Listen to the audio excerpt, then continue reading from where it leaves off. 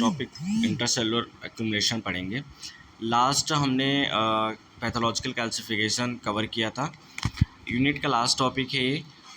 इसमें हम लोग देखेंगे कि किस तरीके से सेल के अंदर फ्लूइड का एक्यूमुलेशन होता है या फैट का या किसी भी प्रोटीन का एक कलेक्शन कैसे होता है। ठीक, तो हम स्टार्ट करते हैं थोड़ा सा सेलुलर इंजरी से। तो लास्ट हमने पढ़ा था सेल इंजरी क्या होती है लास्ट से लास्ट, और उसके रिस्पांस में सेल का क्या रिस्पांस रहता है, कैसे अडॉप्ट करती है सेल।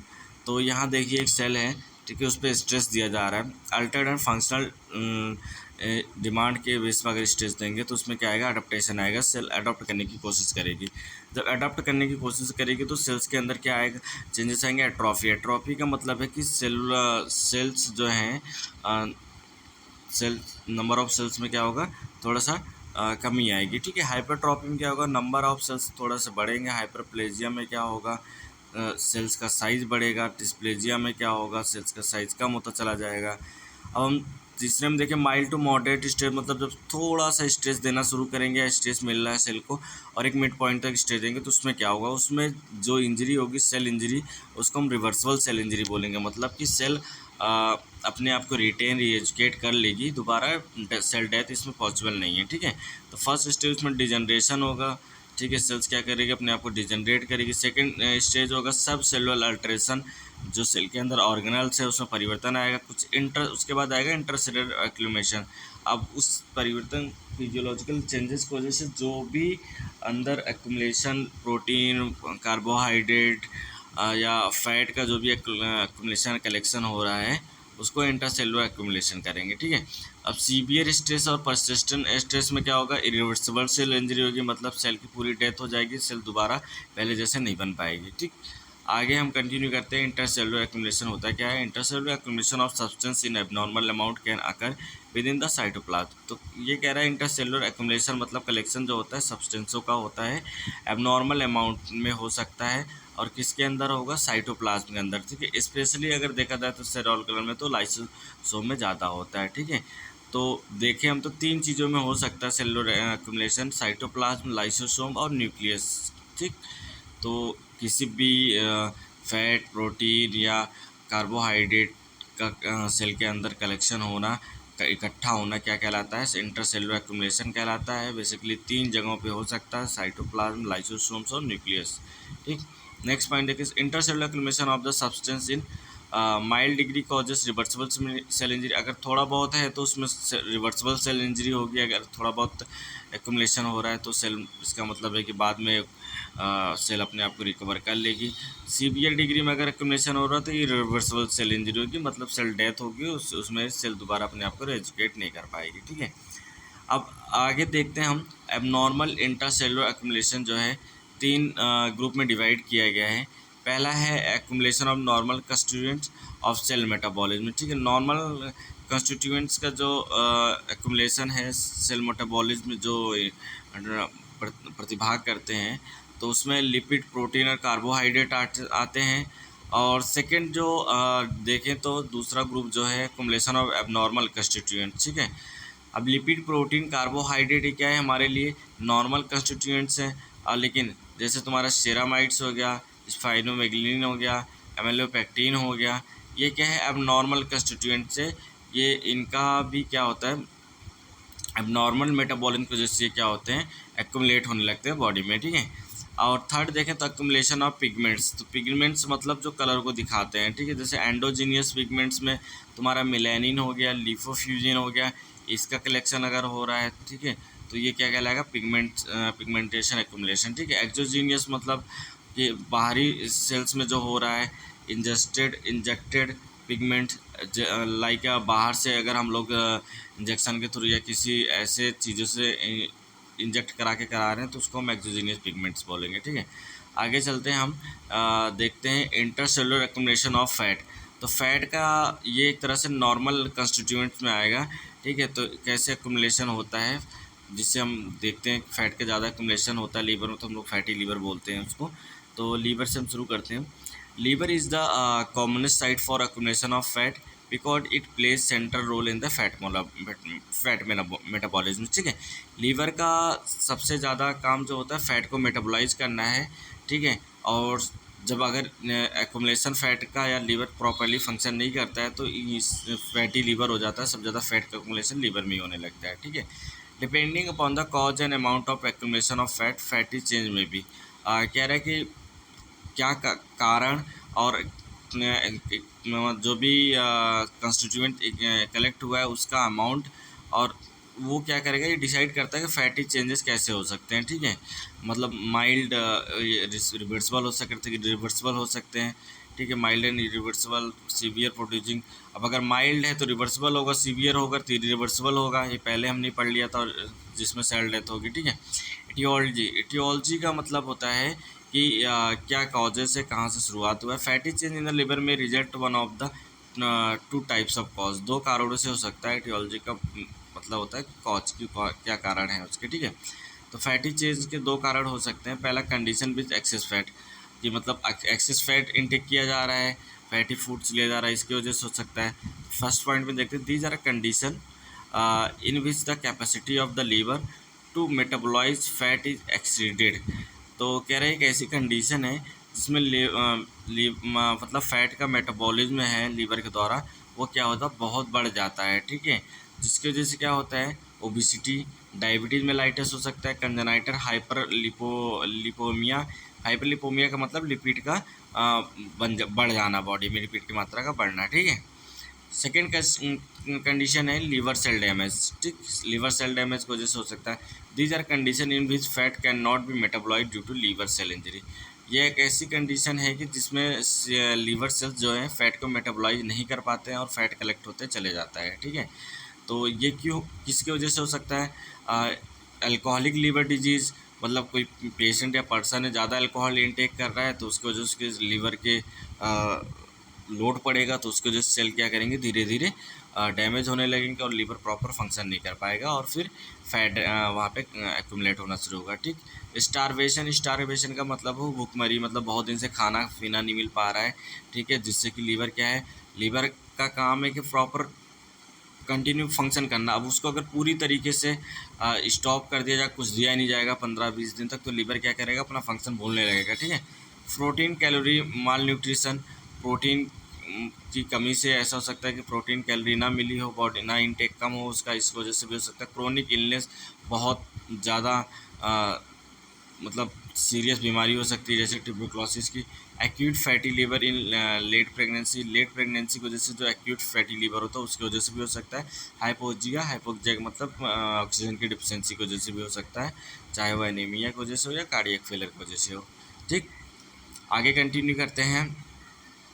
7 पॉइंट है, लिखा है hepatotoxin, carbon tetrachloride, chloroform, either aflatoxin and other poisons. Hepatotoxin का मतलब कि ऐसे मतलब लीवर के सेल्स को डैमेज करवाने पॉइजनस चीज़ें, पॉइजनस सब्सटेंसेस जिनका सिक्रीशन या जिनका बाहर से इंटेक हुआ हो, जिसके वजह से लीवर के सेल्स क्या हो, डैमेज हो जाए, उसकी वजह से भी हो सकता है। Drug induce liver cell injury, कोई मेडिसिन या कोई ड्रग ऐसा ले लिया हो, ठीक है, जिसकी वजह से क्या है कि एडवर्स इफेक्ट पड़ रहा हो लीवर पे, उसकी वजह से भी हो सकता है। कुछ ड्रग्स के नाम दिए गए जैसे कि मेथा टेरेक्सेट है, स्टेरॉइड है, कार्बन टेट्राक्लोराइड है जिसे CCl4 बोलते हैं, हेलोथेन और एनेस्थेटिक टेट्रासाइक्लिन, ये सारी दवाइयों को जैसे क्या हो सकता है, लीवर इंड्यूस सेल इंजरी हो सकती है। ठीक है, रिया सिंड्रोम भी लीवर से रिलेटेड एक बीमारी है जिसमें लीवर फंक्शन प्रॉपर कर नहीं पाता है। ठीक, आगे देखते हैं पैथोजेनेसिस, कैसे डैमेज होता है, क्या इसका पाथेज रहता है, क्या स्टेजेस रहती हैं, कैसे होता है। Mechanism of fatty liver depends upon the stage at which the etiologic agent acts in the normal fat transport and metabolism. तो कह रहे हैं तो स्लाइड्स में कह रहे हैं कि मैकेनिज्म ऑफ फैटी लीवर, जो लीवर की मैकेनिज्म है फैटी लीवर की, वो डिपेंड करता है स्टेजेस पे। ठीक है, कौन सा कॉज एजेंट नॉर्मल फैट को ट्रांसपोर्ट करता है और मेटाबोलाइज करता है, कौन से स्टेज में कौन सा कॉज, मतलब कौन सा कॉजेटिव एजेंट क्या है जो लीवर को क्या कर रहा है, डैमेज कर रहा है। ठीक है, आगे Hence, pathogenesis of fatty liver is best understood in the light of normal fat metabolism in the liver. तो पैथोजन लीवर के पैथोजेनिस हम लोग अच्छे समझ सकते हैं light of normal fat metabolism in the liver. Normal fat metabolism के process से हम लीवर के पैथोजेनेसिस समझ सकते हैं। Lipids as free fatty acids, lipid क्या एक फ्री फैटी एसिड है, enter the liver cells, cell के अंदर एंटर करती है from either of the following two sources. तो फ्री फैटी एसिड्स क्या करते हैं लीवर में एंटर करते हैं, कहाँ, दो सोर्सेज से, उनके एंटर करने के दो सोर्स है। पहला फ्रॉम डाइट एज काइलोमाइक्रोन्स, ठीक है, काइलोमाइक्रोन्स बोला जाता है कंटेनिंग ट्राइग्लिसराइड एंड फॉस्फोलिपिड्स, ऐसे न्यूट्रिशन जिसमें ट्राइग्लिसराइड और फॉस्फोलिपिड्स होते हैं, तो उसको काइलोमाइक्रोन्स बोला जाता है। ठीक है, तो पहला डाइट के थ्रू एंटर करेगा as a free fatty acid, ठीक है, फ्री फैटी एसिड के फॉर्म में। ठीक, from adipose tissue as free fatty acid, from दूसरा क्या है, एडिपोज टिश्यू से फ्री फैटी एसिड में। एडिपोज टिश्यू मतलब जो हमारे बॉडी सेल्स होते हैं या क्या बोलते हैं बॉडी मसल्स में जो टिश्यूज होते हैं उसको एडिपोज टिश्यू बोला जाता है। In liver a small part of fatty acid is also synthesised from acetate. तो लीवर में जो थोड़ा बहुत फैटी एसिड होते हैं वो सिंथेसाइज होते हैं एसीटेट से। ठीक है, आगे देखते हैं हम। In normal fat metabolism, normal fat metabolism में देखें तो फैटी लीवर को कहाँ कहाँ से मिल रहा है, फ्रॉम डाइट से मिल रहा है, फ्रॉम एडिपोज टिश्यू मिल रहा है और एसीटेट से मिल रहा है। तीन सोर्सेस के थ्रू क्या हो रहा है फैट लीवर में आ रहा है। ठीक है, फ्री फैटी एसिड आ रहा है। अब उसका क्या होगा, मोस्ट ऑफ इट, देखो मोस्ट ऑफ इट, इसमें पॉइंट में देखो क्या लिखा है, most of it is एस्ट्रीफाइड।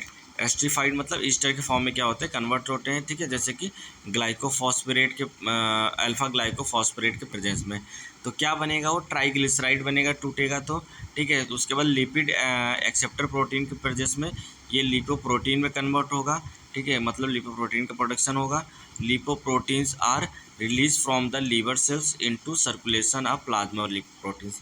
Lipoproteins क्या होते हैं, रिलीज होते हैं लीवर सेल से और क्या करते हैं, सर्कुलेशन प्लाज्मा लिपोप्रोटीन में, प्लाज्मा का बेसिकली क्या करते हैं, सर्कुलेशन करते हैं। ठीक है, लिपोप्रोटीन में। अब दूसरा देखें, small amount is converted into, अब कुछ थोड़ा बहुत फ्री फैटी एसिड कन्वर्टेड होगा किसमें, कोलेस्ट्रॉल और फॉस्फोलिपिड और कीटोन में। ठीक है, दो फॉर्म में फ्री फैटी एसिड गए। पहला मोस्ट ऑफ इट इज स्ट्रीफाइड, ज़्यादातर क्या होता है स्ट्रीफाइड हो जाते हैं, स्ट्रीक फॉर्म में कन्वर्ट हो जाते हैं। तो जो किसके प्रेजेंस में होता है, अल्फा ग्लाइको प्रोटीन ग्लाइकोफॉस्फेरेट के प्रेजेंस में होते हैं, देखो यहाँ लिखा हुआ है। ठीक है, उसके बाद ट्राइग्लिसराइड बनेगा। ट्राइग्लिसराइड क्या होगा, लिपिड एक्सेप्टर प्रोटीन के प्रेजेंस में लिपोप्रोटीन का प्रोडक्शन करेगा। लिपोप्रोटीन क्या कहाँ से रिलीज होगा, वो लीवर सेल से रिलीज होगा और सर्कुलेट करेगा प्लाज्मा लिपोप्रोटीन में। ठीक है, और दूसरा इधर स्मॉल अमाउंट में कोलेस्ट्रॉल, ठीक है, कोलेस्ट्रॉल बन जाएगा, फॉस्फोलिपिड्स बन जाएगा और तुम्हारा कीटोन्स बन जाएगा, कन्वर्ट हो जाएगा। ठीक है, अब आगे देखते हैं इन फैटी लीवर में देखते हैं। ठीक, इंट्रासेलुलर एक्युमुलेशन ऑफ ट्राइग्लिसराइड। अब देखते हैं ट्राइग्लिसराइड का कैसे एक्युमुलेशन होता है। ठीक है, सेल के अंदर intracellular accumulation of triglyceride occur due to defect at one or more of the following six step. तो 6 स्टेजेस में क्या होता है, जो स्टेप्स दिए हैं जिसमें क्या होता है ट्राइग्लिसराइड का एक्युमुलेशन होता है। ठीक है, नॉर्मल फैट मेटाबॉलिज्म में पहला क्या, increase entry of free fatty acid into liver. तो पहले स्टेज में क्या होगा, फैटी एसिड का क्या होगा, एंट्री मतलब एक्युमुलेशन होना शुरू होगा, मतलब इकट्ठा होना ज़्यादा शुरू होगा लीवर में। ठीक है, दूसरा increase synthesis of fatty acid by the liver.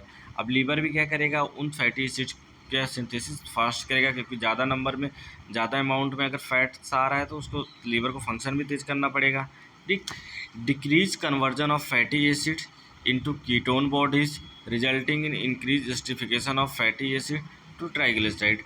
अब उसके बाद क्या करेगा, लीवर फैटी एसिड को कीटोन बॉडी में कन्वर्ट होने का मतलब कन्वर्जन कम कर देगा और ज़्यादातर क्या करेगा, एस्ट्रिफिकेशन करेगा उनका, क्योंकि इतना ज़्यादा फैट आ रहा है, अब वो जल्दी जल्दी उनको हटाना चाह रहा है, तो वो क्या करेगा, एस्ट्रिफिकेशन ज़्यादा करेगा, जिसकी वजह से क्या होगा, जितने फ्री फैटी वो है वो सब ट्राइग्लिसराइड में कन्वर्ट हो जाएंगे। ठीक है, चौथा, इंक्रीज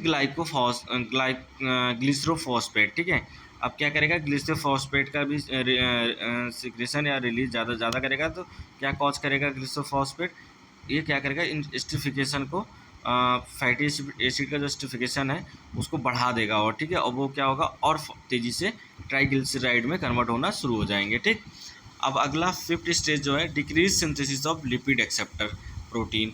अब लीवर क्या करेगा, लिपिड एक्सेप्टर प्रोटीन, जो प्रोटीन है लिपिड को एक्सेप्ट करती है, उनको क्या करेगा, उनका सिंथेसिस कम कर देगा, और उसके रिजल्ट में क्या होगा, लिपोप्रोटीन का फॉर्मेशन कम हो जाएगा, ठीक है। लिपोप्रोटीन का फॉर्मेशन ट्राइग्लिसराइड से कम हो जाएगा। ट्राइग्लिसराइड से क्या होगा, लिपोप्रोटीन का फॉर्मेशन होता है, लेकिन क्या करेगा, सिंथेसिस जब लिपिड एक्सेप्टर प्रोटीन का कम हो जाएगा, तो लिपोप्रोटीन का फॉर्मेशन भी ट्राइग्लिसराइड से कम हो जाएगा, ठीक है। ट्राइग्लिसराइड से लिपोप्रोटीन का फॉर्मेशन होता है। 6 is a block in the excretion of lipoprotein from the liver into plasma. अब क्या करेगा, ये ब्लॉक कर देगा किसका, लिपोप्रोटीन के सिक्रीशन को, किसमें, प्लाज्मा में। प्लाज्मा में जो लिपोप्रोटीन का सिक्रीशन होता था उसको ब्लॉक कर देगा, ठीक है। तो ये 6 स्टेप थे हम लोगों ने देखा फैटी लीवर में। पहला था फैटी एसिड का एंट्री ज़्यादा होगी, आना ज़्यादा शुरू हो जाएगा, तो क्या होगा, सिंथेसिस पे लीवर फास्ट करेगा, ठीक है। अब जब सिंथेसिस फास्ट करेगा तो फैटी एसिड का कन्वर्जन, मतलब जल्द कीटोन में उतना जल्दी नहीं कर पाएगा, ठीक है, जितना जल्दी हो उनका एस्टिफिकेशन करके ट्राइग्लिसराइड बना देगा, ठीक है। तो जैसे हम लोग के पास अगर काम ज़्यादा हो जाए, जो हम लोग का आसान काम होता है, हम लोग वही करते हैं।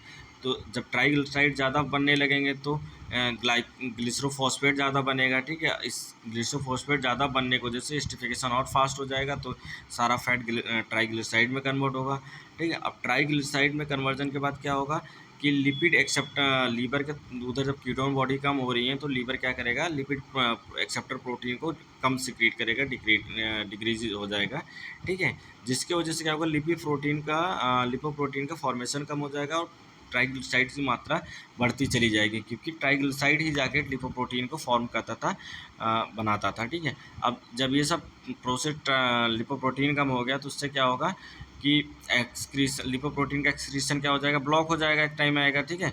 कहाँ से, लीवर से, और किस में ब्लॉक हो जाएगा, प्लाज्मा में। प्लाज्मा में सिक्रीट होता था वो लीवर से, तो वो धीरे धीरे क्या हो जाएगा, ब्लॉक हो जाएगा, ठीक।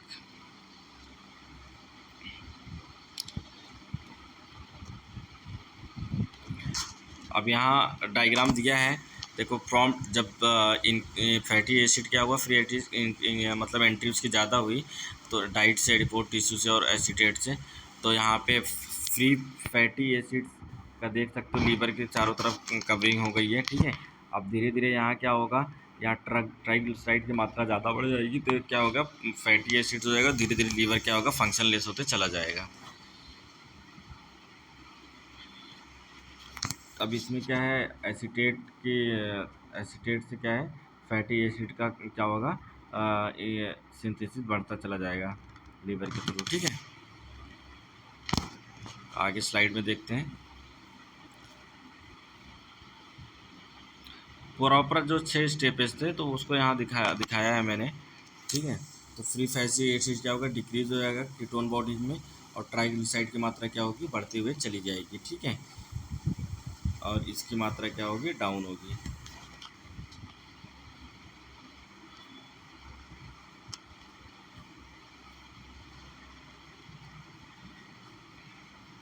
उसके बाद क्या होगा, ग्लिसरोफॉस्फेट का क्या होगा, इंक्रीजमेंट होगा, ठीक है। और उससे क्या होगा, एस्टिफिकेशन बढ़ेगा, ठीक है। फ्री फैटी एसिड क्या करेगा, ट्राइग्लिसराइड में प्रोडक्शन क्या होगा, इधर इसका बढ़ता चला जाएगा, ठीक है, क्योंकि ग्लिसरोफॉस्फेट जो है उसकी मात्रा बढ़ रही है, और ये एस्टिफिकेशन को बढ़ाता है, जिसकी वजह से ग्लिसराइड का फॉर्मेशन होता है। अब जब ये ग्लिसरोफॉस्फेट का मात्रा बढ़ेगी एस्टिफिकेशन की वजह से, और ट्राइग्लिसराइड की मात्रा बढ़ेगी, तो उधर क्या होगा, कीटोन बॉडीज़ कम हो रही है, तो लिपिड एक्सेप्टर प्रोटीन की क्या होगी, लिपिड एक्सेप्टर प्रोटीन की कमी होने लगेगी, और लिपोप्रोटीन क्या करेगा, डिक्रीज होने लगेगा इसका फॉर्मेशन, ठीक है। और जितना डिक्रीज होगा उतना ही ट्राइग्लिसराइड की मात्रा क्या होगी, बढ़ते हुए चली जाएगी। Lipoprotein product in liver decrease हो रहा है, ब्लॉक हो जाएगा लास्ट में जाके लिपोप्रोटीन, और ट्राइग्लिसराइड की मात्रा क्या होगी, बढ़ जाएगी।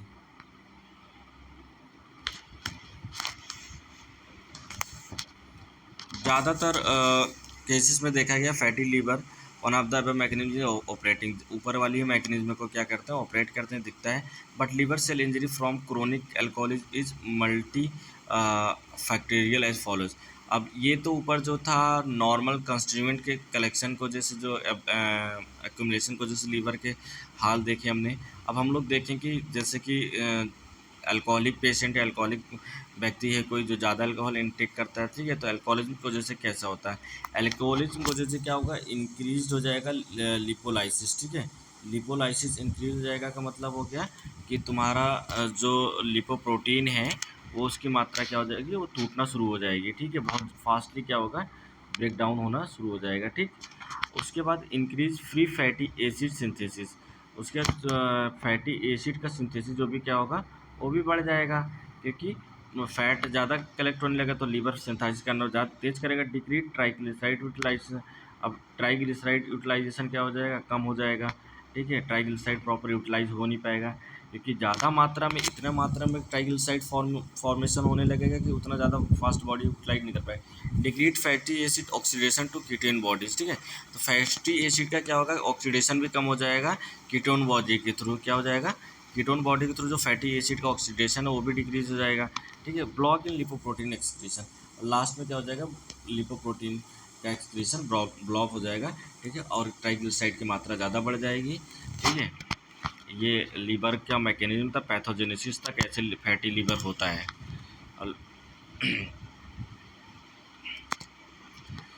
Even a severe form of fatty liver may be reversible if the liver is given time to regenerate and progressive fibrosis has not developed, ठीक है।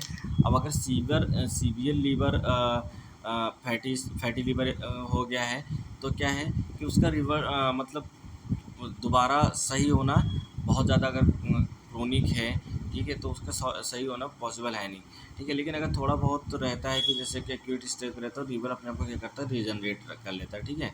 तो यहाँ लिखा है even severe form of fatty liver में भी रिवर्सिबल, अगर reversible होता है तो if the liver is given time, और लीवर को टाइम दिया जाता है, regenerate and progressive fibrosis has not developed, ठीक है। और अगर उसको टाइम दिया जाता है रीजनरेट के लिए, अगर उसको हार्म पहुंचाने वाली चीज़ों को छोड़ दिया जाता है और रीजनरेट का टाइम दिया जाता है, तो क्या होगा, रीजनरेशन स्टार्ट हो जाएगा और फाइब्रोसिस जो है, फैट का कलेक्शन जो वहाँ पे वो नहीं होगा और लीवर अपने आप को धीरे धीरे रीजनरेट कर लेगा, ठीक है। फॉर एग्जाम्पल दिया इन्होंने, intermediate drinking is less harmful because the liver cells get time to recover similarly. तो कह रहा है इंटरमीडिएट ड्रिंकिंग मतलब अगर जैसे कि आप वीकली पी रहे हैं, ठीक है, या मंथली पी रहे हैं, तो अगर आप मंडे को पी रहे हैं और नेक्स्ट मंडे को पियेंगे तो इस फर्स्ट मंडे से नेक्स्ट मंडे तक क्या होगा, लीवर को टाइम मिल जाता है रिजनरेट होने का, ठीक है, time to recover similarly. A chronic alcoholic who becomes teetotaller the enlarge fatty liver may return to normally fibrosis has not developed. अब अगर उसको इंटरमीडिएट ड्रिंकिंग की जाती है तो एनलार्ज फैटी लीवर, जो लीवर का लार्जमेंट हुआ है, साइज़ बढ़ा हुआ है, वो अपने आप को एक हफ्ते में क्या करेगा, रिकवर करने की कोशिश करेगा, धीरे धीरे रिकवर हो जाएगा। इसलिए टाइम दे दे के ड्रिंकिंग अगर करें, अगर किसी से ड्रिंकिंग नहीं छूट रही है, अल्कोहलिक है, तो वो ऐसा करे तो लीवर को कम से कम नुकसान तो नहीं पहुँचेगा। मॉर्फोलॉजिकली फीचर देखें तो सेल मतलब लीवर के सेल्स या लीवर में क्या चेंजेस आएंगे उसके स्ट्रक्चर में, तो ग्रॉसली देखें तो liver in the fatty change in large दिखेगा, बड़ा दिखेगा, ठीक है, टेंस दिखेगा, glistening capsule and rounded margin, rounded margin और ग्लिस्टनिंग कैप्सूल उसके आसपास दिखेंगे, ठीक है। The cut surface bulges slightly, bulge मतलब नेटवर्क टाइप का दिखेगा, निकला हुआ है ऐसे, ठीक है, slightly, and is pale yellow, पीला हो जाएगा, ठीक है, to yellow and is greasy to touch करने में क्या होगा, ग्रेसी मतलब स्पॉन्जी टाइप का दिखेगा, ड्राइनेस होगी थोड़ी, ठीक है। आगे देखते हैं, पिगमेंट्स मतलब colour, pigments are coloured substance present in the most living beings including humans. There are two broad categories of pigments. अब हम लोग अभी तो हमने देखो जो नॉर्मल कंस्टिट्यूएंट की वजह से लीवर डैमेज हो रहा था या फैटी लीवर हो रहा था वो पढ़ा हमने, ठीक है। हमने 3 ग्रुप्स पढ़े थे, जिसमें से पहला लीवर था और दूसरा तुम्हारा एबनॉर्मल कंस्टिट्यूएंट की वजह से जो था, तीसरा हमारा पिगमेंट्स की वजह से था, ठीक है। तो हम लोग पिगमेंट्स की वजह से कैसे बॉडी में सेलुलर एक्युमुलेशन होता है उसको हम पढ़ते हैं, ठीक है। Pigments are coloured substance present in most living beings including humans.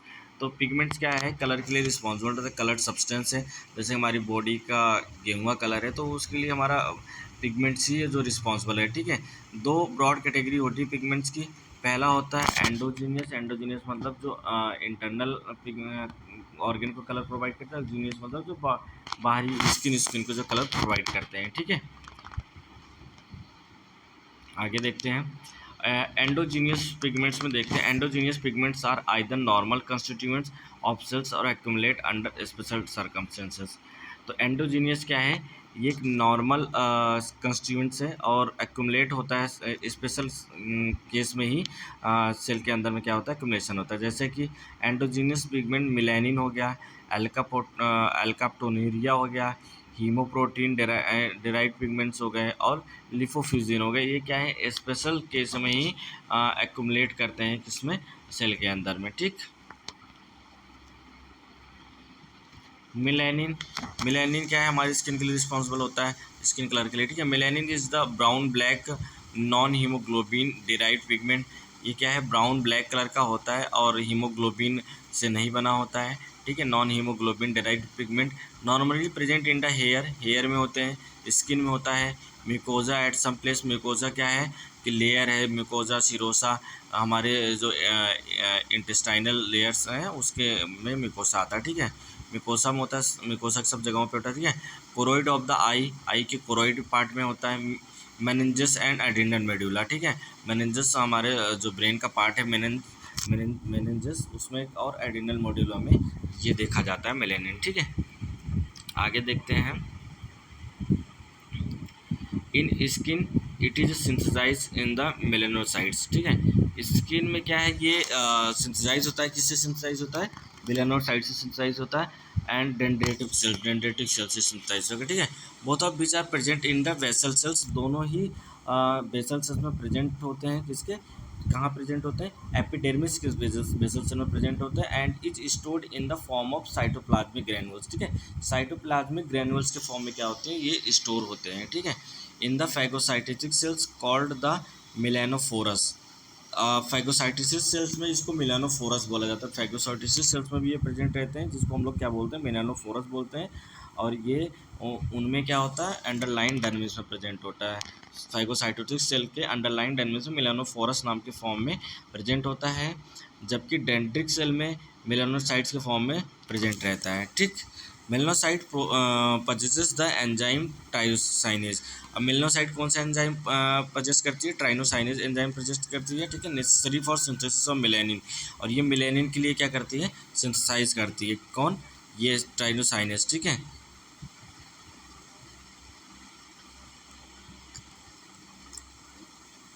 टायरोसिंथेसिस melanin को सिंथेसाइज करती है, ठीक। आगे देखते हैं various disorder of melanin pigmentation. Melanin pigmentation की वजह से कई सारे बीमारियां होती हैं, ठीक है, जो जिनके कारण मुख्यतः दो तरह के, generalise and localise hyper pigmentation. कह रहा है कि जनरल और लोकल जगहों पे हाइपर पिगमेंटेशन का मतलब है कि ज़्यादा ही पिगमेंटेशन, मतलब पिगमेंटेशन वाले जो सब्सटेंसेज हैं कलर देने वाले, उनका ज़्यादा ही सिक्रीशन या उनकी मात्रा वहाँ ज़्यादा बढ़ जाती है, तो उसे हाइपर पिगमेंटेशन बोला जाता है, ठीक है। Generalised and localise hyper pigmentation. Hyper का मतलब उसकी मात्रा जितनी होनी चाहिए तो उससे भी कम वहाँ पर रिलीज हुआ है या सिक्रेट हुआ है, ठीक है, ठीक। नेक्स्ट स्लाइड देखते हैं। दो कॉजेस होते हैं बेसिकली किसके, वेरियस डिसऑर्डर मेलेनिन के, ठीक है, हाइपर पिगमेंटेशन और हाइपर पिगमेंटेशन। तो जनरल हाइपर पिगमेंटेशन में हम देखते हैं, हाइपर पिगमेंटेशन क्या है, एडिसन्स डिजीज़। एडिसन्स डिजीज़, ठीक है, पहले भी तुम लोगों ने सुना होगा। इसमें क्या होता है, general hyperpigmentation of the skin specially in areas expose to light and buccal mucosa, ठीक है। Most of the buccal mucosa में होता है, मतलब माउथ की लेयर्स में, ठीक है। और जहाँ पे लाइट का क्या होता है, मतलब सन रेज या एक्सटर्नल लाइट का क्या होता है, एक्सपोजर्स, मतलब ज़्यादातर वहाँ लाइट जहाँ तक पहुँचती है, ठीक है, जहाँ तक उनका एक्सपोजर होता है। अगली स्लाइड देखते हैं। क्लॉज, अभी हमने इसमें पढ़ा तुम्हारा एडिशनल डिजीज़ हो गया, एक क्लोजमा होता है, ठीक है। क्लोजमा में क्या होता है, क्लोजमा में ऑब्जर्व ड्यूरिंग प्रेगनेंसी, ये ज़्यादातर प्रेगनेंसी में होता है। Is the hyper pigmentation on the skin of face. Face पे क्या होता है, रेडनेस देखा होगा या वाइटनेस बढ़ जाती है, ठीक है। प्रेग्नेंट लेडी में ये प्रेगनेंसी वाला जो पीरियड होता है उस दौरान देखा जाता है। ठीक है।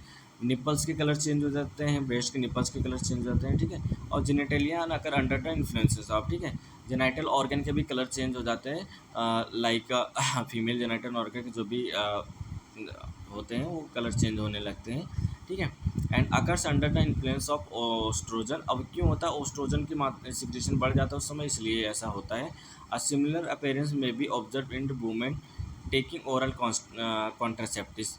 और ये हम लोग उसमें भी देख सकते हैं, ऐसी लेडीज़ों में देख सकते हैं जो कॉन्ट्रासेप्टिव्स लेती हैं।